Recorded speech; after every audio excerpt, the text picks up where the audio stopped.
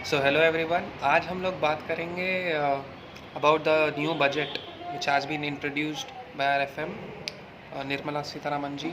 और तो आज हम कुछ जनरल टेक अवेज के बारे में बात करेंगे कि ऐसा क्या था बजट में, और आपको भी थोड़ा अच्छा आइडिया आ जाएगा ये वीडियो देखने के बाद। तो लेट्स बिगिन। तो सबसे पहले तो ये कह दूँ कि डायरेक्ट टैक्स के जो स्लैब्स होते हैं उनमें तो कोई चेंज नहीं आया है।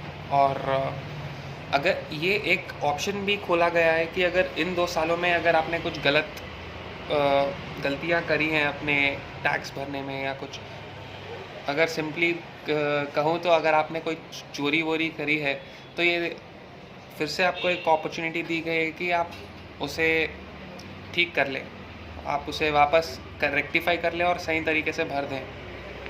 और अगर जीएसटी की तरफ थोड़ा ध्यान लगाऊं तो उसमें ये पता चलता है कि अगर आपको अब आईटीसी अवेल करना है तो आपका सप्लायर का भी मैच, अब डेटा भी मैच करना होगा। मतलब अगर आईटीसी अवेल करना है तो सप्लायर का भी डेटा मैच होना चाहिए।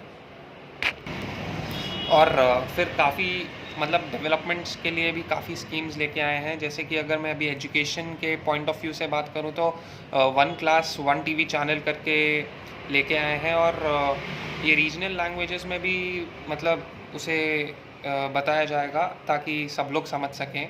और काफ़ी ई लैब्स, ई लर्निंग स्किल्स, ये सब, क्योंकि अब सब वर्चुअल हो गया है कोविड के बाद, तो ये सब कुछ ई प्लेटफॉर्म पे ही होने वाला है। 12 चैनल्स से लेके अब जो पहले 12 थे अभी वो 200 हो जाएंगे, तो उतना इन्वेस्टमेंट होगा और उस पर एक्सपेंडिचर होगा तो ही वो 200 पे आएगा। एक जो अब हम बात करेंगे पोस्ट ऑफिसेस की, जो कि सारे 1.5 लाख पोस्ट ऑफिसेस है, अब वो सारे कोर बैंकिंग सिस्टम के अंदर आएंगे। इससे एक चीज़ अच्छी होगी गाइस, अगर सपोज़ कोई पोस्ट ऑफिस के लिए मतलब काफ़ी ट्रैवल करता था, जो भी है, अब वो कहीं भी पे बैठ के डिजिटल वे से अपना कर लेगा जो भी पोस्ट उसे करना है। तो it's kind of a good shift. और अगर एग्रीकल्चर की बात करी जाए तो एक एमएसपी करके कॉन्सेप्ट लेके आए हैं, और उसमें कहा गया है कि मतलब अगर एमएसपी तो मैं पहले बता दूँ, it's a minimum selling price. ये गवर्नमेंट की तरफ से एक प्रॉमिस है टू द फार्मर्स कि मतलब अगर आप ये क्रॉप या कोई कमोडिटी प्रोड्यूस कर रहे हैं तो हमारे को आप जब बेचेंगे तो एक मिनिमम सेलिंग प्राइस हम आपको गारंटी करेंगे करके गवर्नमेंट ने कहा है। तो वो एक उन्हें एक अच्छा फ़ायदेमंद एक भरोसा दिला है। और इस कॉन्सेप्ट के लिए 2.37 लाख करोड़ रखे गए हैं, और इस पैसे से 163 लाख फार्मर्स को फ़ायदा होगा, which is a really huge amount. और इनफैक्ट अगर लास्ट ईयर की बात करें तो agriculture has really perform well, तो इस साल भी शायद इसलिए उनके लिए पैसा इतना रखा गया है। और अगर ये हमारा जो इम्पोर्ट बिल है, अगर उसे हम थोड़ा कायदे में लाने की कोशिश करना चाहते हैं, इसलिए सरकार ने इम्पोर्ट ऑफ ऑयल सीड्स को कम करने के लिए मतलब कम करने के लिए इंसेंटिव्स इन चीज़ों पे लगा है कि मतलब अगर कोई डोमेस्टिकली ऑयल सीड्स को प्रोड्यूस करता है तो उसे टैक्स एग्जेम्पशंस या ऐसे कुछ इंसेंटिव्स करके लेके आएंगे करके कहा गया है। तो वही कि एंकरेज कर रहे हैं कि डोमेस्टिकली प्रोड्यूस करें ऑयल सीड्स। और अगर कुछ और पॉइंट्स एग्रीकल्चर में करेंगे तो कहेंगे तो ड्रोन्स लेके आ रहे हैं कि मतलब पेस्टिसाइड्स या इंसेक्टिसाइड्स जो भी है वो ड्रोन से ही डाल दिया करें, क्रॉप्स को असेस करें कि ठीक है ना, हाउ वही मतलब उनकी जो भी कंडीशन है।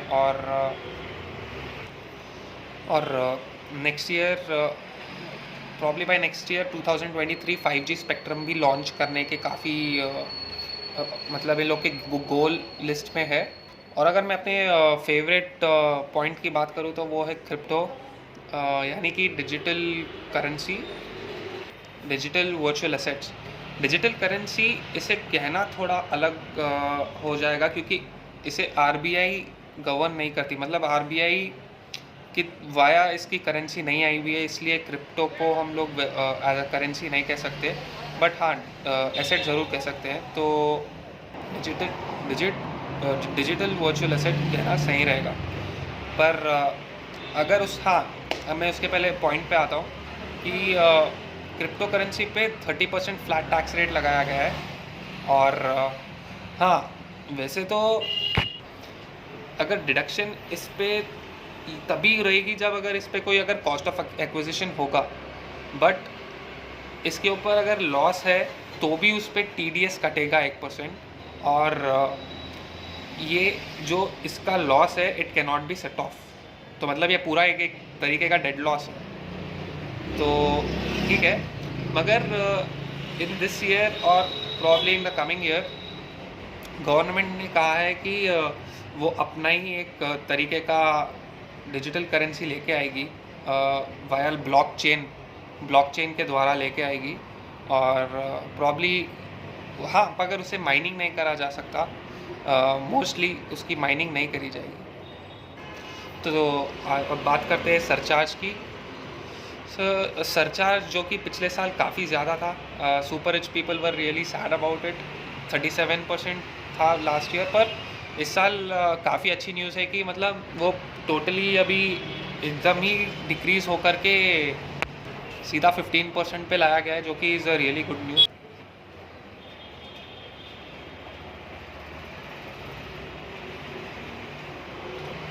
अगर हम हमारे देश की ये साल की ग्रोथ की एक अगर हम लोग एस्टिमेट लगाएंगे तो ये साल 9% तक की एक्सपेक्टेशन है, जो कि is really good for a developing country like India. शायद हम लोग चाइना को भी पीछे छोड़ रहे हैं इस ये साल इन टर्म्स ऑफ ग्रोथ। ये जो आने वाले 10 साल है, this is like a golden period for our economy.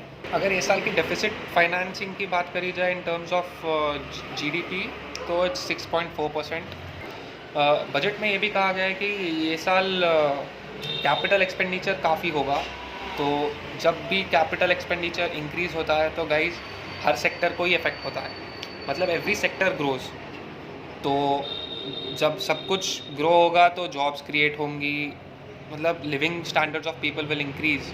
तो इसके कारण कंजम्पशन विल ऑल्सो इंक्रीज़। तो आप इसे स्टॉक्स में भी लगाएंगे तो HUL भी बढ़ेगा, मतलब HUL FMCG होता है आई नो, पर living standards of people will increase और इसलिए खर्चा भी लोग करेंगे। तो सीमेंट भी बढ़ने के काफ़ी चांसेस है, कंस्ट्रक्शन ज़्यादा होगा तो L&T और अल्ट्राटेक जैसे स्टॉक्स भी काफ़ी ज़्यादा बढ़ने के चांसेस हैं। बाकी और ये सब भी कहा गया था कि मतलब हर घर में every poor person should be having a house of their own, मतलब हर इंसान के पास अपना घर होना चाहिए और उस घर के अंदर अपना एक मतलब पानी की सप्लाई अच्छी होनी चाहिए, ऐसे हर गरीब को सब मिलना चाहिए। तो ये सब सुविधाओं के बारे में था। रोड्स, रेलवेज, ट्रांसपोर्ट्स, हॉस्पिटल, ये सब में हर एक अच्छी डेवलपमेंट के काफ़ी गोल्स बनाए गए हैं। फॉर एग्ज़ाम्पल अगर ये भी कहा गया था कि 25,000 किलोमीटर का जो हाईवे है वो ये साल कंप्लीट होने के मतलब आशंकाएं काफ़ी हैं, वो एक गोल लिस्ट पे है। तो ये ऐसे काफ़ी रेलवेज़ लॉन्च वो तो हर साल ही होता है, मगर फिर भी क्योंकि था तो कह रहा हूँ, जैसे हर साल रेलवेज़ आते हैं तो इस साल भी आएंगे, एग्जाम्पल्स है। तो all and all this was the big picture of the budget. Hope you guys enjoyed it and learned something out of it. So, okay, see you guys again anytime soon. See ya.